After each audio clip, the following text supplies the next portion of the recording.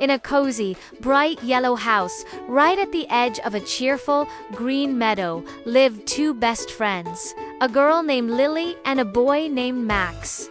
But they weren't the only ones living there. Their house was a happy home to lots of animal friends, each one special and loved. Every morning, just as the sun would peek over the hills, painting the sky with colors of orange and pink, Lily and Max's day would begin. Their first job, and their favorite job, was feeding their animal family. "Good morning, everyone," Lily would sing as she and Max stepped outside with baskets full of yummy food. First, they'd visit Barnaby the bunny. Barnaby had long, floppy ears and a twitchy little nose. "Here you go, Barnaby," Max would say, giving him some crunchy carrots and fresh, green lettuce. Did you know bunnies' teeth never stop growing? Chewing on hard foods like carrots helps keep their teeth just the right length. Barnaby would wiggle his nose to say thank you and start munching away. Next, it was time to feed the chickens. Cluck! Cluck! Cluck! A whole flock of them would come running. There was Henrietta, Penelope, and all their sisters. Lily would scatter some special chicken feed on the ground. "Eat up, girls," she'd giggle. Chickens love scratching the dirt to find seeds and tiny bugs. And every day, they'd thank Lily and Max by leaving wonderful, warm eggs in their coop for breakfast. Then, they'd hear a soft meow coming from the porch swing. That was Ginger the cat, stretching after a long nap in the sun. "Hi, Ginger," Max would say, pouring some tasty fish-flavored kibble into her bowl. Ginger would purr, a deep, rumbling sound. That meant she was very happy and content. Cats purr when they feel safe and loved, and sometimes even to comfort themselves. She'd rub against their legs before gracefully starting her meal. High up in the big oak tree, a little chatter would start. Squeak, squeak, squeak. That was Squeaky the squirrel, a busy little fellow with a big, bushy tail. Lily would place a handful of acorns and nuts at the base of the tree. Squirrels are amazing planners. They bury hundreds of nuts all over the place during the autumn, so they have plenty of food to eat during the cold winter. Squeaky would scamper down, grab a nut with his tiny paws, and scamper right back up to hide his treasure. Down by the little pond at the back of the garden, they would find Sheldon the turtle. Sheldon moved very, very slowly, carrying his house on his back. "Hello, Sheldon," Max would whisper.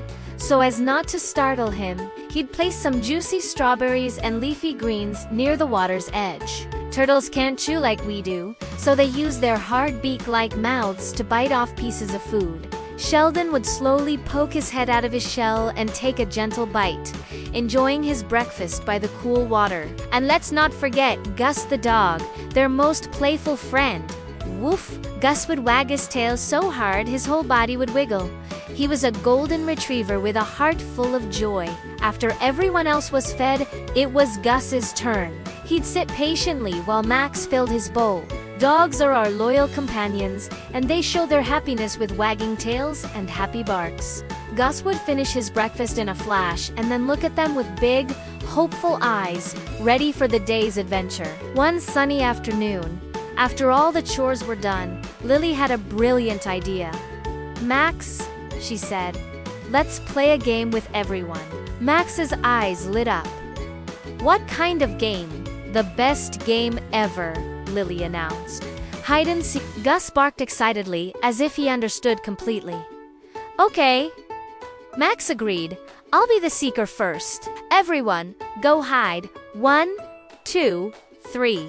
Max covered his eyes and started counting loudly by the big oak tree. 4, 5, 6. Lily giggled and ran to hide behind the big, colorful flower bushes. The animals scattered, each finding their own perfect hiding spot. 9, 10. "Ready or not, here I come," Max shouted, turning around with a grin. He looked around the yard. Where could everyone be? He walked over to the chicken coop first. He peeked inside. No one was there, just a few feathers on the ground. Then, he heard a tiny cluck from behind the water barrel. He tiptoed over and aha!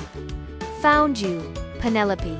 The little hen clucked as if to say, "You got me?" Next, Max looked up into the big oak tree.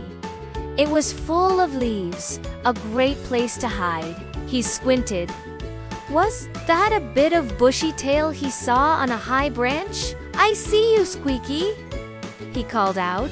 The squirrel chattered and did a little flip on the branch. Finding a squirrel in a tree was a real challenge. Max then walked toward the porch. He looked under the swing, behind the rocking chair. Nothing. Then he noticed the curtains on the window moved just a little. He crept closer and peeked behind them.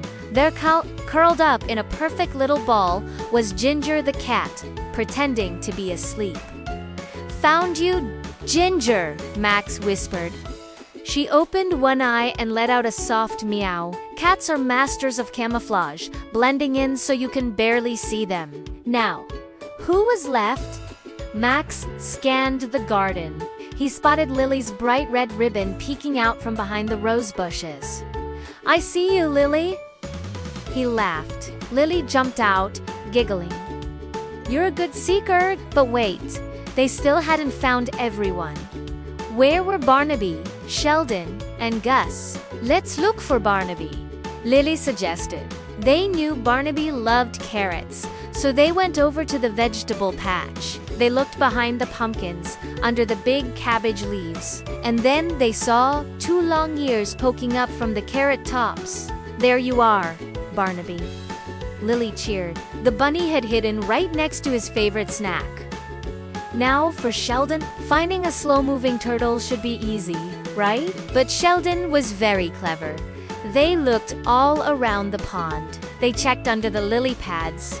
They looked behind the smooth, gray stones. Finally, Lily noticed something that looked like a rock, but it wasn't a rock.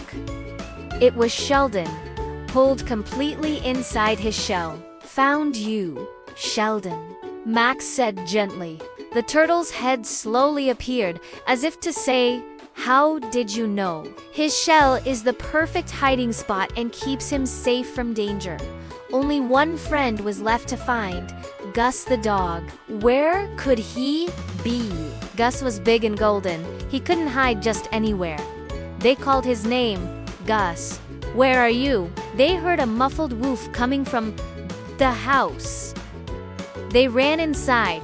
They looked in the living room, in the kitchen. Then they saw it. A pile of laundry in the laundry basket was wiggling. A wet nose poked out, followed by 2 floppy ears. It was Gus. He had hidden under a pile of warm, clean towels. "Gus, you silly dog." They both laughed, giving him a big hug as the sun began to set, casting a warm, golden glow over the yellow house. Everyone gathered in the yard. Lily, Max, Barnaby, the chickens, Ginger, Squeaky, Sheldon, and Gus. They were all tired, but so happy.